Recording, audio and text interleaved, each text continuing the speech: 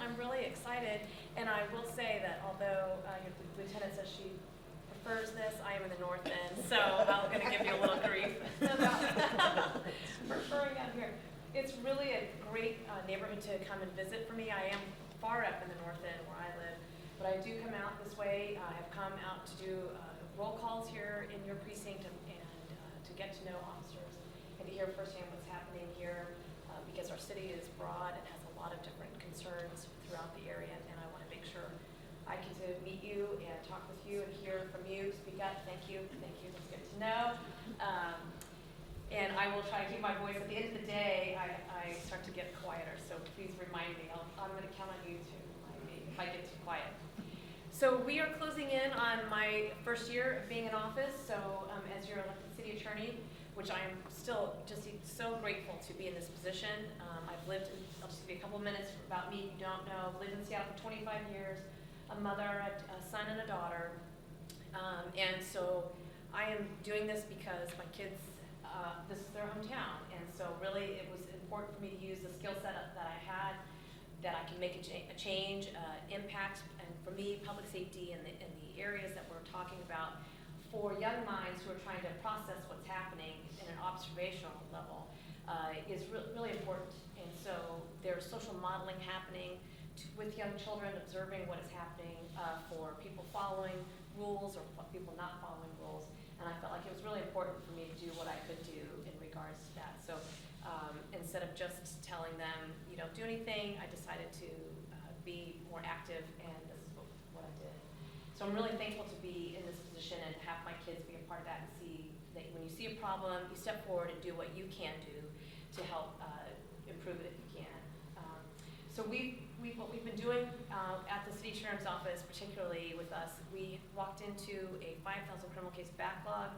I'm just going to assume that none of you have been following the news, but many of you probably are aware of that, that we inherited that 5,000, which is referrals from the Seattle Police Department. They have been sitting for sometimes up to 2 years, and that is, for me, real victims that have been had criminal activity occur, and they've been waiting for just a response for those. So one of my first things was to stop that process. They were being added to the back of the line, so those things were waiting, sometimes up around 300 days for just a decision whether to file charges or not.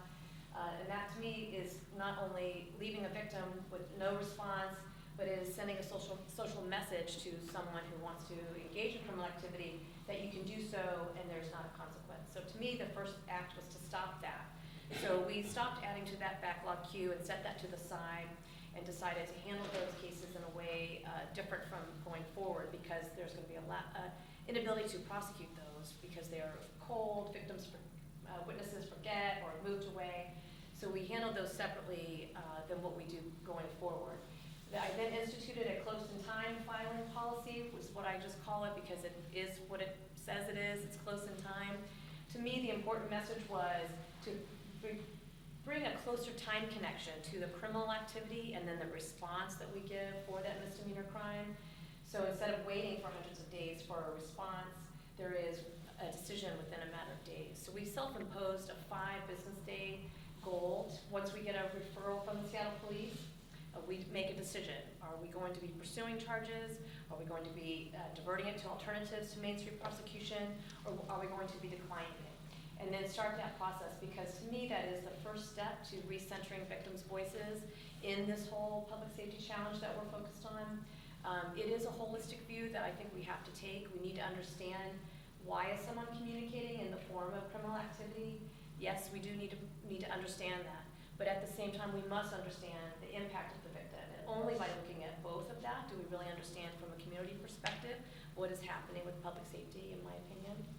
So we have self-imposed that close-in-time filing policy, and we took the average down from around 300 days to, within this past quarter, we were within that 5-day filing period. So it was a drastic improvement. I think the percentage was like a 96% improvement of that process. That is just internally looking at our own process and looking at what are we doing that's redundant, what can we do to streamline it, what can we do to be more responsive to victims of criminal activity so that we can change the message for what is going on within the city.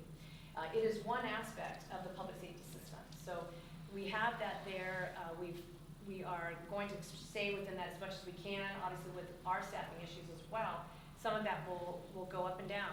We have to make sure we can always retain prosecutors who we're not in a constant state of training, but that's our goal, and it's a self-imposed rule because I think that it's an important one that we try to maintain.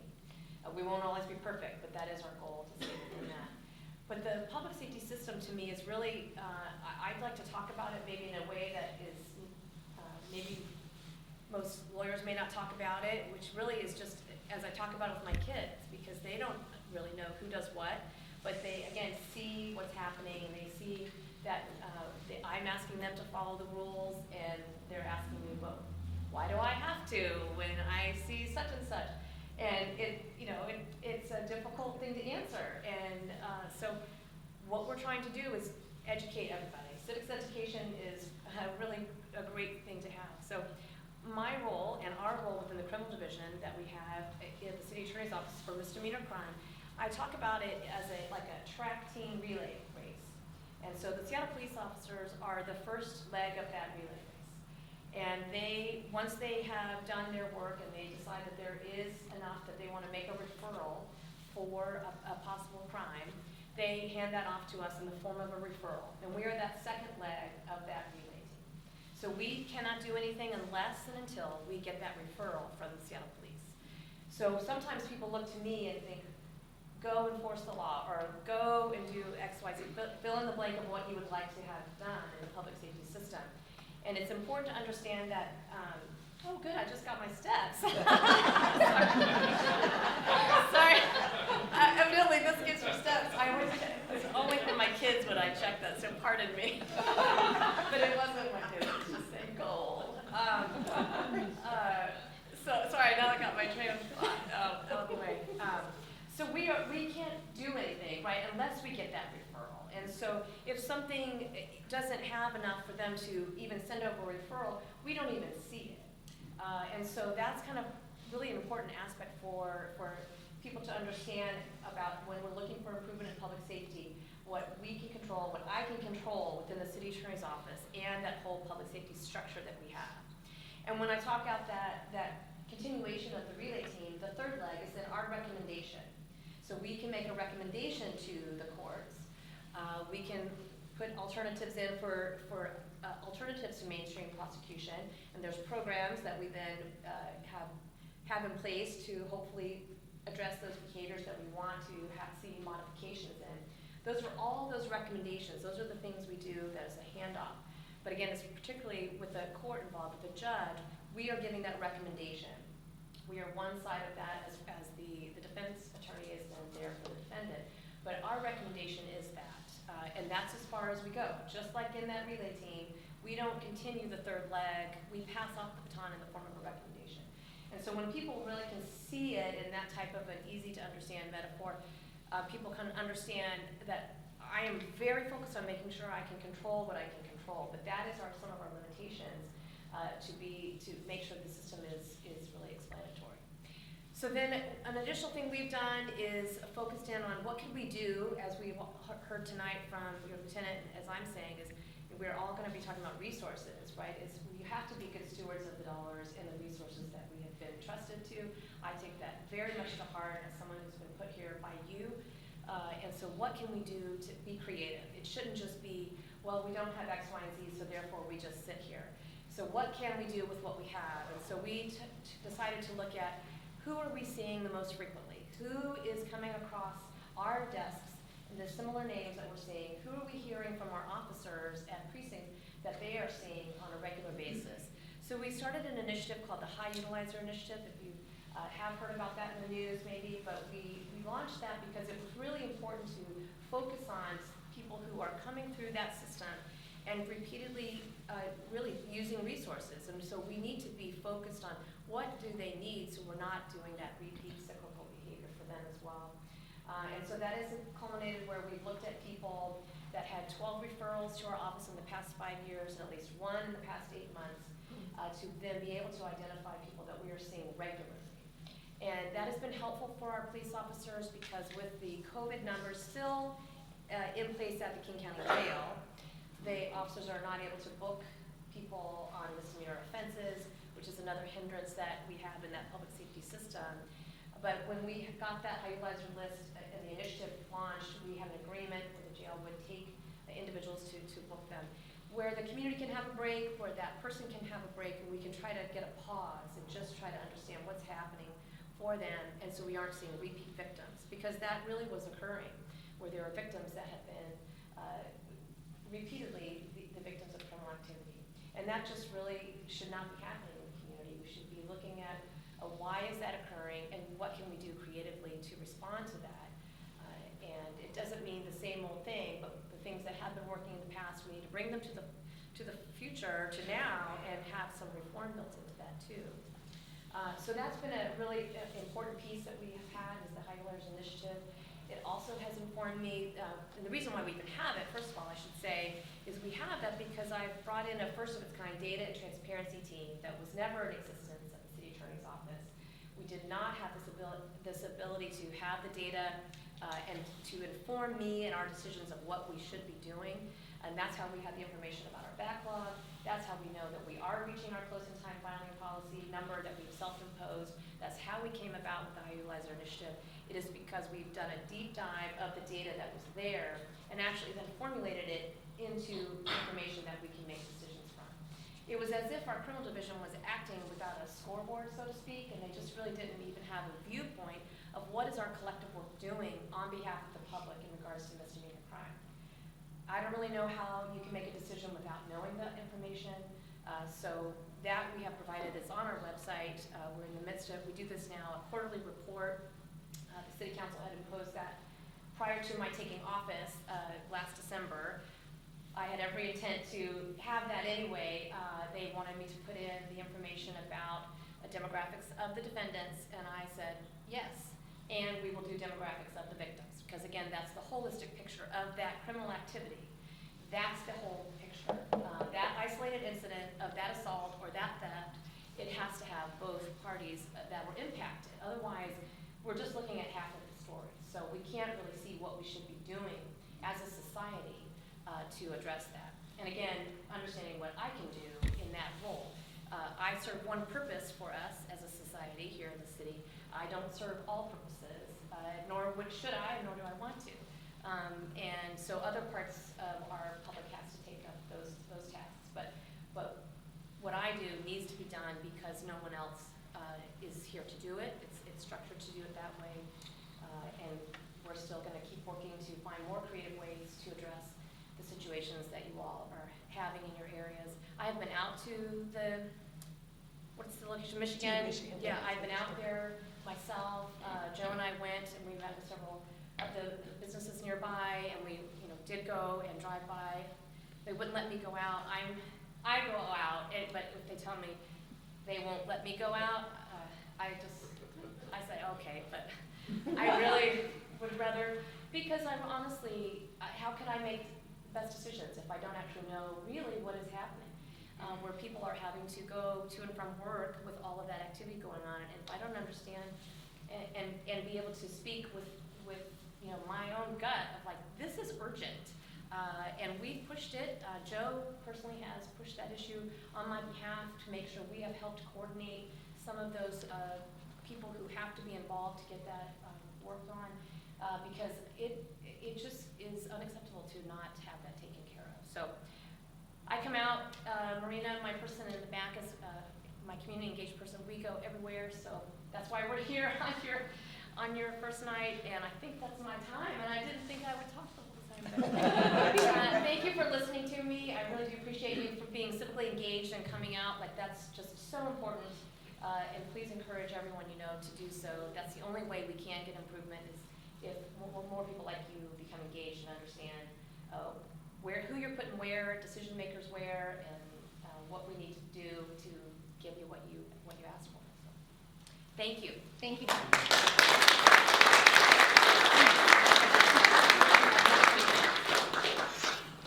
We're going to move now to our Q&A portion. Do you have a sign-up sheet for folks who would like to ask a question? So my new chairperson, her first official role, is going to be moderating our Q&A. Folks on the virtual world, please keep me updated if you can hear me or not. But my speakers, if you wouldn't mind moving over here, just so we can make sure we're on the camera here. And Melody is going to moderate our Q&A, and then we'll see if we have some time for some extra questions here.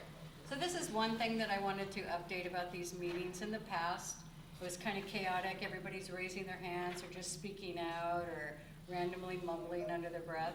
So if you have a question for the guest speakers in the future, you sign up on their sheet and your name will be called. If it gets too long, too winded, we're going to start timing them. So everybody gets a chance to speak and the officers and guests can get out of here on time. So the first person that had a question was David Bering. Dave Burning. Dave Bering. I guess since you were new to the bureaucracy, I will call it, I kind of wanted to get your take on where you see, or if you see, the city hierarchy making any move to restore the integrity of the Seattle Municipal Code. Yeah, over the last 4 years, it's degraded tremendously. This law is enforced, this one's not. Oh, this one is on this occasion, but it's not here. I'm on Harbor Ave, and I'm in the middle, Joe knows very well. I'm in the middle of the whole RV issue. And it's extremely, extremely frustrating to watch what goes on. I've interacted with the last 3 captains back, Pierre Davis and I did some proposals to SDOT. Joe's got a good background on me, but anyway, the police aren't allowed to they aren't allowed to protect the citizens. And I know a lot of that's out of your scope, so I'm not asking you to do it. I'm just asking as an outsider, do you see a change with some of the new people, yourself, Mayor Harrell, and that? Do you see a shift?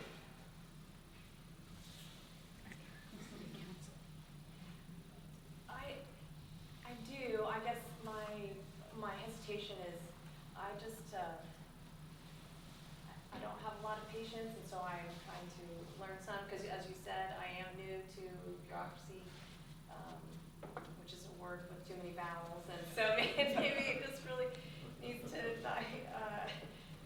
I think it's important to continue what you're doing. Joe, I'm not familiar with necessarily where he's at, but I think that it is, and I just can say to you, I will still do what I know I need to be doing, and focus on where I can create influence on that, because I think I do absolutely hear you. Thank you. Okay, the next question is from Randy Jones. Thanks. It was national news. It was national news about people stealing catalytic converters. That they did a huge national roundup about all of that. And I know that the catalytic converter problem is pretty bad around here. I'm wondering if you guys are part of any of that. That we are seeing any progress being made on people doing that, and do we follow the money somewhere or another? I mean, they don't steal all this stuff just like underneath the First Avenue Bridge, which is a whole 100% chop shop operation. Then where are they taking all this stuff, and what's going on there? You know, I've taken things to the recycle, and I have to show them my ID, and et cetera, et cetera. Yeah. Is there none of that going on with the street crime? That's kind of interesting. Well, the catalytic converter theft is a hard one because it can happen so quickly, and but I want to say that from the Seattle Police Department perspective, unless Major Crimes Task Force is working on it, there's probably has been very little done about it, and I think it's partly because of our staffing issues. Like, for instance, this precinct used to have an ACT team, which they're proactive plainclothes. So like, even a lot of the stuff down in Tune, Michigan, or if there is a place getting hit with catalytic converter thefts, then I could assign those officers to do undercover investigations and be able to do that. That ACT team no longer exists, so I don't have those resources, just the same like with traffic. So I would say that probably there is not any concentrated effort here in the city of Seattle, in SPD, that is focusing on that right now. And that might, if it continues being a problem, maybe it might be something next year. Unfortunately, like right now, most of our emphasis patrols are doing shots fired emphasis patrols, and we're doing throughout the city a gun violence reduction emphasis patrols, because that really is where a lot of shots fired and shootings happen, and so that's where we really But have. there's no coordination with the state and other agencies, because this is an operational level that, what happens to all of these once they've gotten stolen? Yeah. It's not just, you just don't sit there with a pocket knife and start stripping the metal. And they're obviously going somewhere, and there is a profit to be made. I mean, that's the only reason why they're It's a sold. big organized, So, I don't know how. I don't know. Actually, I don't know. Lieutenant, would you mind if I Sure, join in go as ahead. well? The crime prevention unit for the Seattle Police Department is looking at doing something that a lot of other police departments in the region have been doing, which is an engraving event. We're working with some local manufacturers and car dealerships in the Soto area to offer this type of program where basically people would sign up, you would come to the facility and have your catalytic converter Yeah, engraved well, with identifying information. that doesn't Fair stop enough. them from taking that and Fair enough. then taking it to whoever they take it to, and then strip it and sell it, and somebody is rich from out after that, There is some aftermarket things you can add to your vehicle to make it more difficult to get to it. There's a cage and some other things, but of course, it is expensive, and it is something depending on the model or make of your vehicle that it's very dependent on that. So I will say that. But look out for the crime prevention unit's information about this event if you wish to participate in that.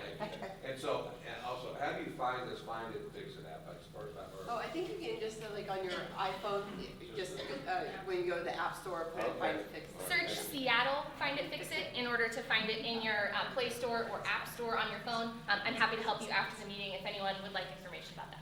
And then be very specific, and if you can take pictures, because you can add them right to the complaint. And then it also goes to the correct, like if it's City Light or SDOT, it goes to the correct place for follow-up. And there is supposed to be a mechanism to notify you what's happening. I'm not sure how good that is, but I do know that it is added to all the data that's collected for the MDAR group, the multidisciplinary group that deals with homeless encampments. Thank you. Okay, Gordon Mosteller. If you would, please speak up so that the virtual world can hear you as well.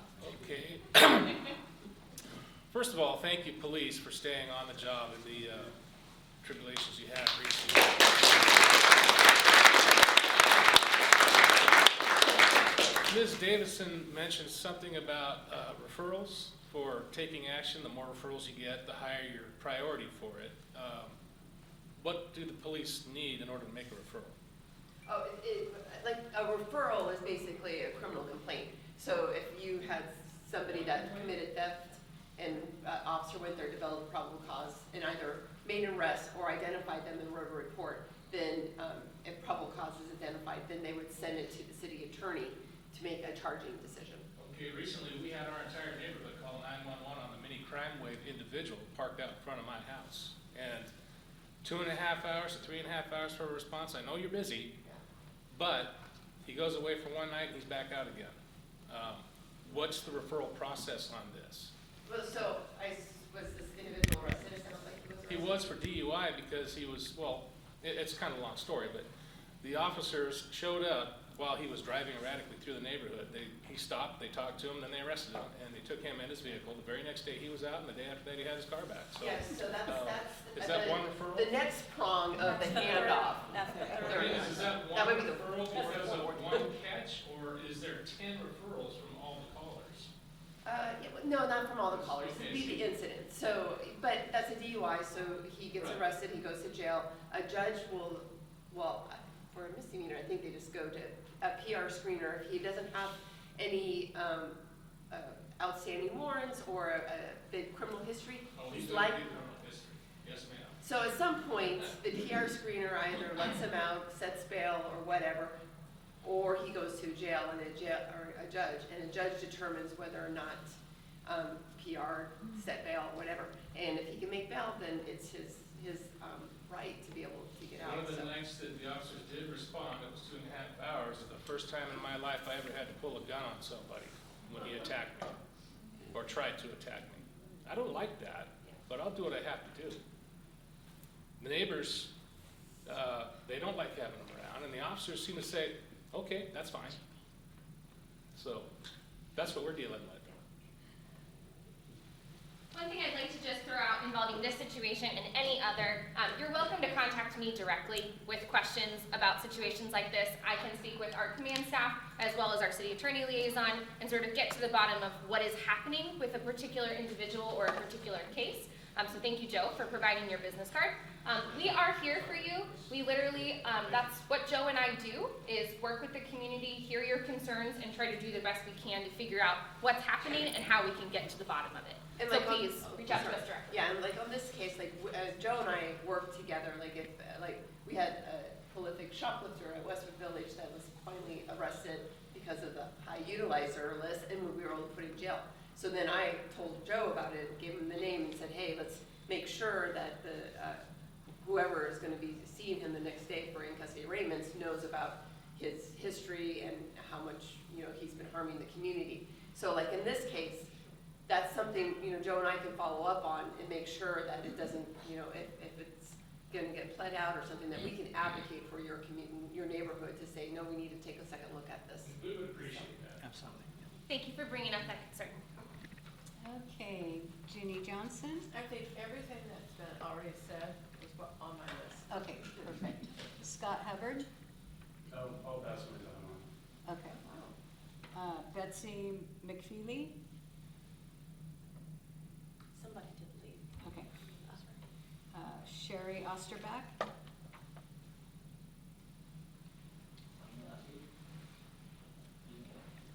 Well,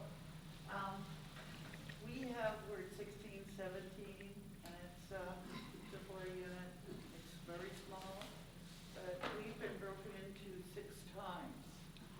And we had Bugger Safe and Lock come out, put the strip along the doors, you know, from top to bottom, and everything is secure. We haven't had a problem since. I didn't even report it because I thought that the police department doesn't do anything. But, you know, it's so minuscule to the police department, but it's a big problem for us because we spent over $5,000 doing our building. So, you know, we came down Harbor Avenue tonight, and there's building materials out in the street. Out in the street. They have wood, all, a guy's working on the stuff right now. So I would encourage you, if any part is blocking the street, to call 911 on that because. I did. Oh, you did? And you know what? I got running around. From the dispatchers? Yes. Or the And call I asked taker? to speak to a supervisor, they wouldn't transfer me to a supervisor, they wouldn't give me an This is incident number. construction building things or just people Just that have jump all the way property? right away from It's one from thing the you whole can't RV. like. Associates. I'm afraid to stop and take pictures. Right. Did you really need to drive over there to get their appreciation? And when I asked for a case number and incident, they wouldn't give me any kind of identifier. Can I you, can tell you exactly what to call. yeah, tell me the Six time. 911, 6:45 p.m. It was very frustrating. Yeah, so if you guys don't know this, previous to this year, the call center and the 911 dispatchers were part of the Seattle Police Department. In the last year, they become a separate entity, and so they are not part of the police department anymore, so I'm giving them grace a little bit, just that they also are figuring out their role in city government, and they've also had some staffing issues, and, because we've had some issues with how they're not giving updated information to officers when they're in the middle of a scene, which, you know, could be important, and also for officer safety, getting information about where suspects are. And so, you know, so there are some issues, and I'm really sorry to hear that, because that is like information that we're giving to people that ask for a supervisor. I did it based on your recommendation. Yeah, There's so- a little runaround. It was so frustrating. Yeah. So in this type of situation, situation, we had a community meeting earlier this week where we spoke about this specifically. But if you are having an issue with not receiving the service that you're looking for when calling 911, I would offer you the opportunity to reach out to me directly or Lieutenant Kim, and we will reach out to the dispatch supervisor and ask them what the heck happened with this particular call. They can go in and actually listen to the call and either make a change, make some suggestions, figure out what needs to happen next.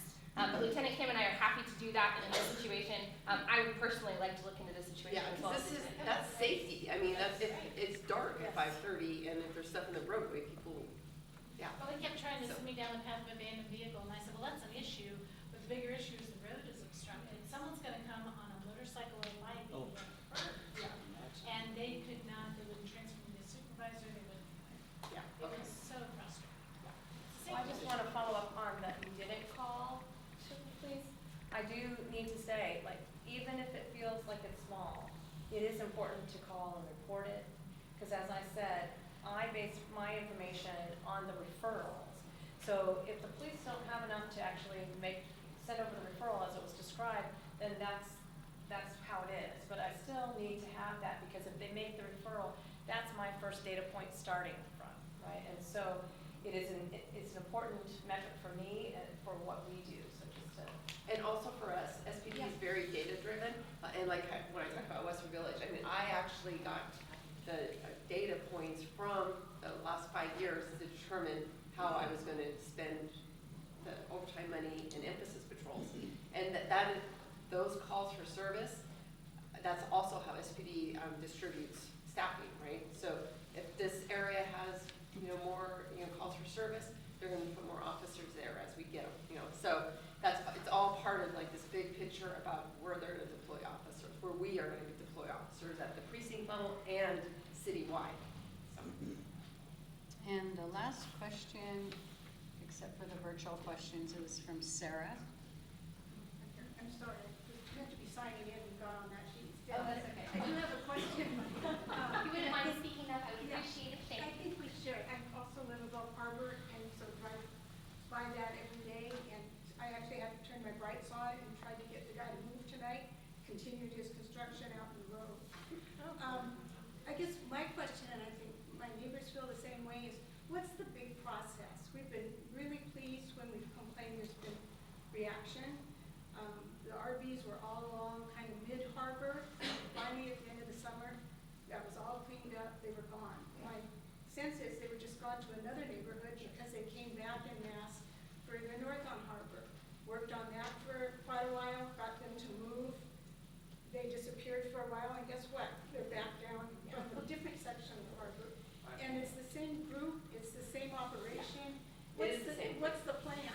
Yeah, well, and that's like, so, yes, and this particular group is pretty hardcore, and they've really learned to move their vehicles under 72 hours, because the PEOs are coming through and putting the 72-hour notices in Chalky, and I think most of them are moving. I think there's some that aren't, and I brought it up in our Wednesday meeting.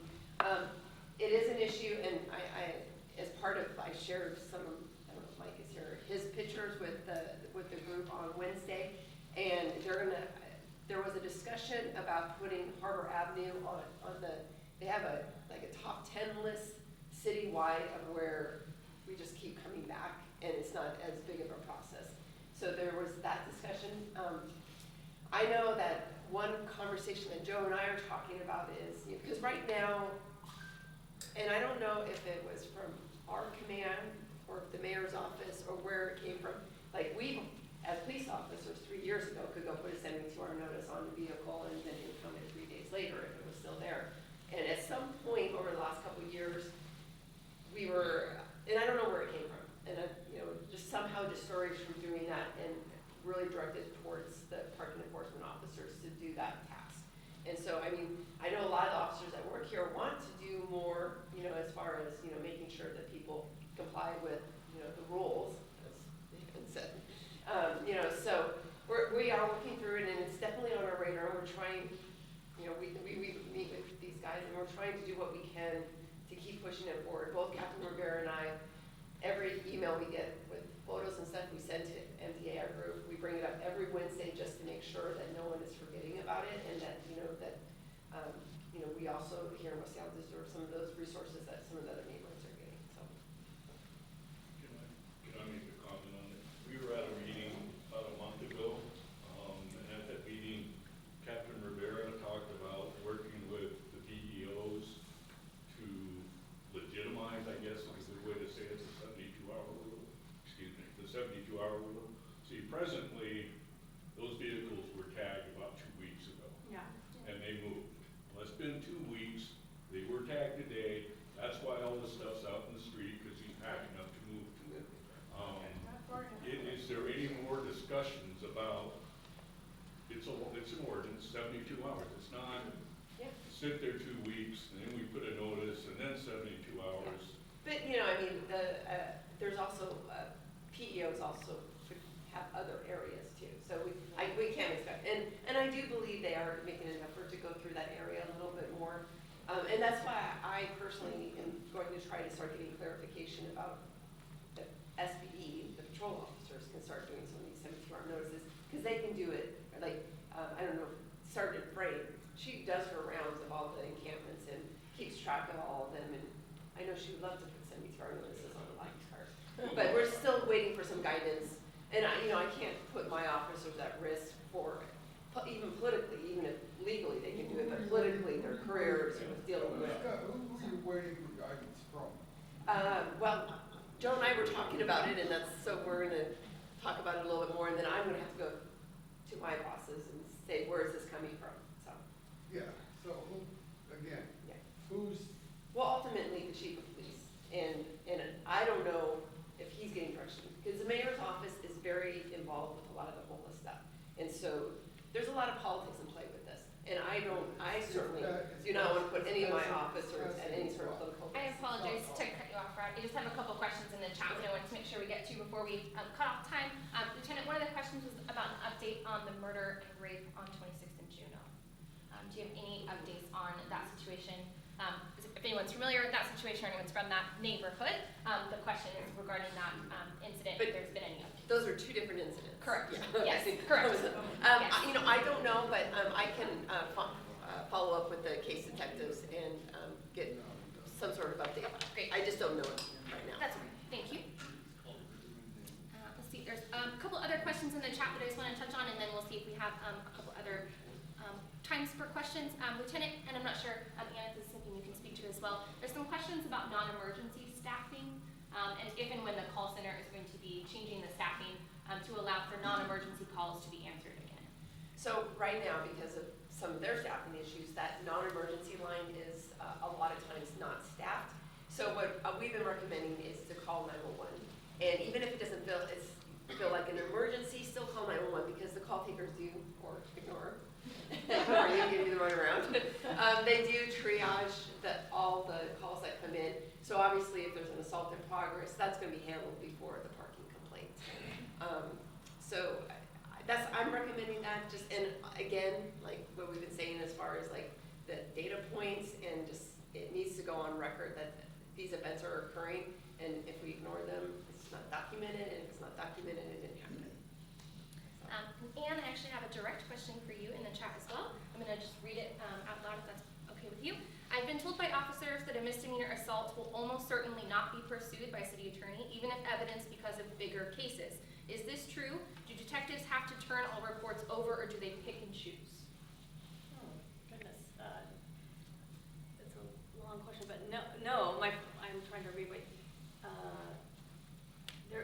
I'm not sure where bigger cases, what that means. So if there's a crime committed, the police think that reaches felony standards by our statutes, that goes to the county, the King County Prosecutor's Office. So, we only see misdemeanors.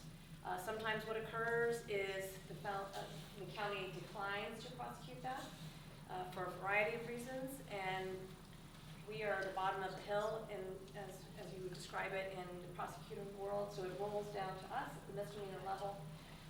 So sometimes we might actually see what is a statutory felony, but we are only able to prosecute it as a misdemeanor with misdemeanor consequences.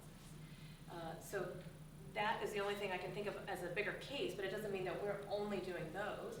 We certainly get wide, we do all the misdemeanors, so I'm not quite sure anything else on that. And just, detectives won't follow up on a misdemeanor cases. That's right. Generally speaking, the cases will go directly to the city attorney's office from the patrol officer, basically. Only detectives are assigned to felonies, for the most part. Can you tell us what a misdemeanor is? I mean, we keep using that term, and I'm not sure I'm clear on what constitutes a misdemeanor. You know, I love that question because it's exactly what my kids say, like, what?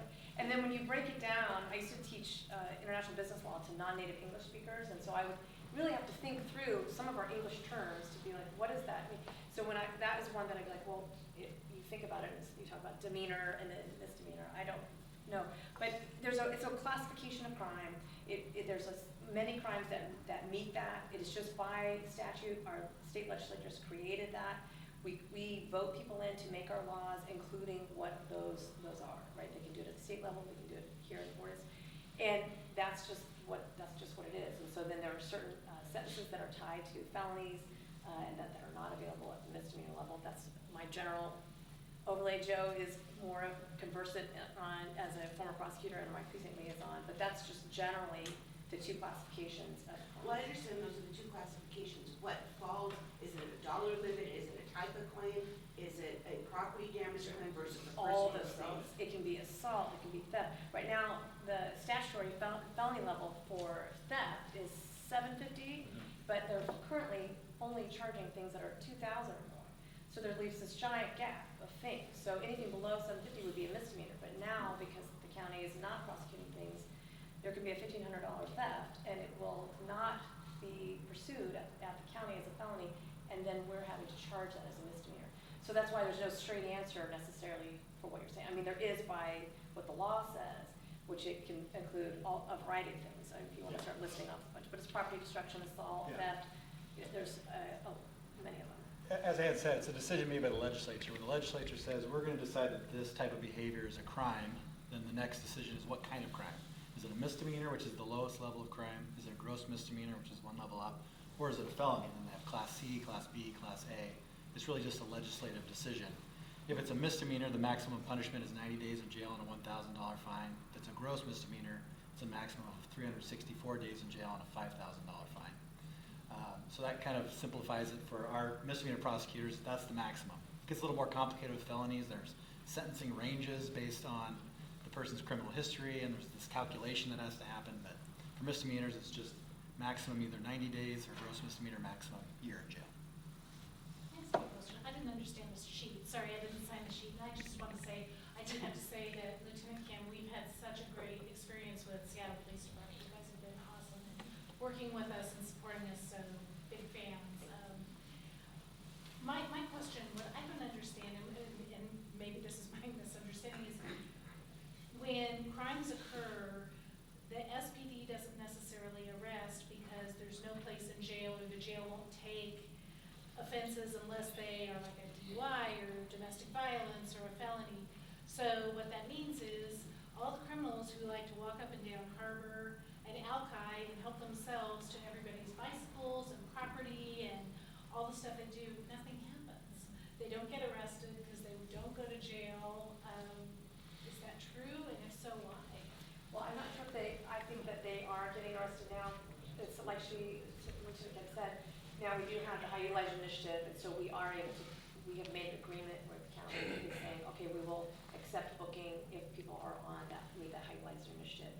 So we put a list out of those names so that we can get that. That is the King County Jail matter, to be So frank. if we want to take this and figure out how that part of the process is so broken, who do we talk to? Like, I don't understand who's in charge of that. That's the King County Executive.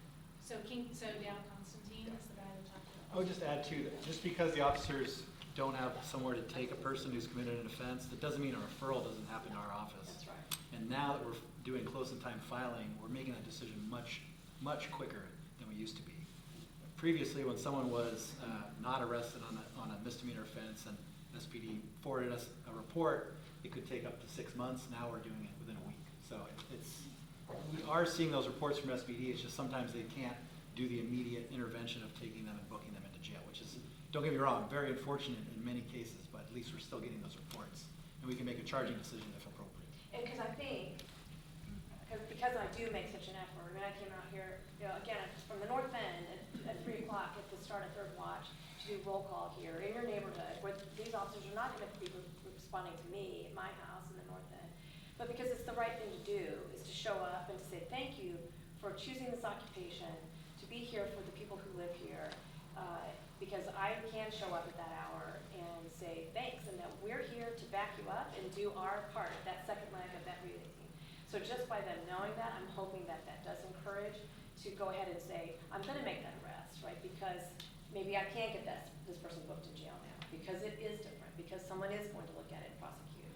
That's what, the whole goal that I started on this first year is to rebuild that working relationship between SPD and us as that second leg, to stand here and do that backup. So I'm hoping that it will start to culminate snowball. And generally speaking, even if they don't arrest it, if there is an identifiable suspect, a report is being written and then sent to the city attorney's office. So, and then, from there, it's a process for summons and warrants and so forth to get to the place where the warrant would be issued. So we're gonna wrap this up, we're getting close, but can you speak real quick on 988? Which one?